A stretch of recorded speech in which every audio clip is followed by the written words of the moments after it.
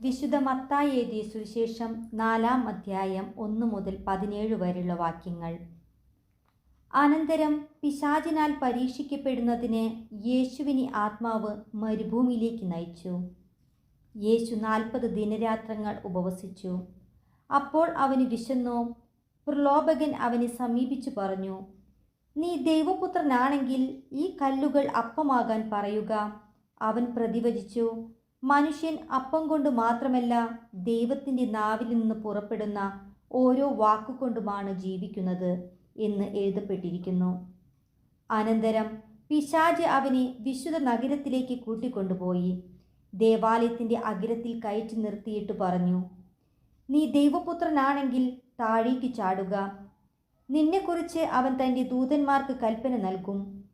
നിന്റെ പാദം കല്ലിൽ തട്ടാതിരിക്കാൻ അവർ നിന്നെ കൈകളിൽ താങ്ങിക്കൊള്ളും എന്ന് എഴുതപ്പെട്ടിരിക്കുന്നു. യേശു പറഞ്ഞു, നിന്റെ ദൈവമായ കർത്താവിനെ പരീക്ഷിക്കരുത് എന്നുകൂടി എഴുതപ്പെട്ടിരിക്കുന്നു. വീണ്ടും പിശാച് വളരെ ഉയർന്ന ഒരു മലയിലേക്ക് അവനെ കൂട്ടിക്കൊണ്ടുപോയി.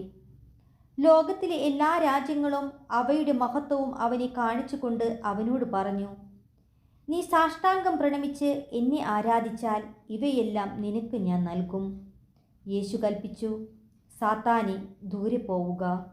എന്തെന്നാൽ നിന്റെ ദൈവമായ കർത്താവിനെ ആരാധിക്കണം, അവിടുത്തെ മാത്രമേ പൂജിക്കാവൂ എന്ന് എഴുതപ്പെട്ടിരിക്കുന്നു. അപ്പോൾ പിശാച് അവനെ വിട്ടുപോയി. ദൈവദൂതന്മാർ അടുത്തുവന്ന് അവനെ ശുശ്രൂഷിച്ചു. യോഹന്നാൻ ബന്ധനസ്ഥനായെന്ന് കേട്ടപ്പോൾ യേശു ഗലീലിലേക്ക് പിൻവാങ്ങി.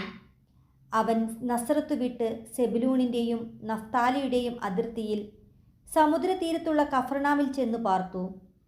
ഇത് ഏശയ്യാ പ്രവാചകൻ വഴി അരുളി ചെയ്യപ്പെട്ടത് നിവൃത്തിയാകാൻ വേണ്ടിയാണ്. സമുദ്രത്തിലേക്കുള്ള വഴിയിൽ ജോർദാൻ്റെ മറുകരയിൽ സെബുലൂൺ, നഫ്താലി പ്രദേശങ്ങൾ, വിജാതിയരുടെ ഗലീലി. അന്ധകാരത്തിൽ സ്ഥിതി ചെയ്തിരുന്ന ജനങ്ങൾ വലിയ പ്രകാശം കണ്ടു.